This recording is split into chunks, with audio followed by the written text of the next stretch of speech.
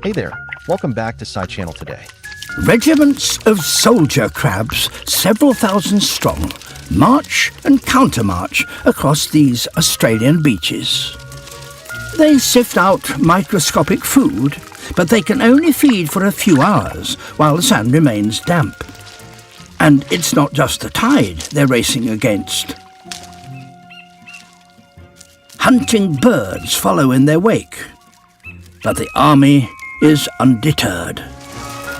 They swarm in such huge numbers that their predators make little impact upon them. Another crab here has a different strategy. The sand bubbler crab, no bigger than a pea. They also sift out tiny food particles and then leave the sand as pellets in their wake.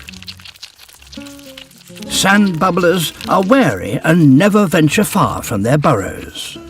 The crabs position their sandballs very carefully to ensure there's a clear path back to safety.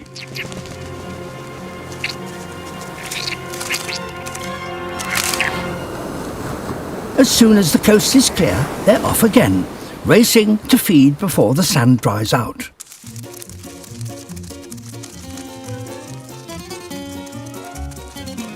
The industry of thousands transforms the whole beach. Until the tide returns once more.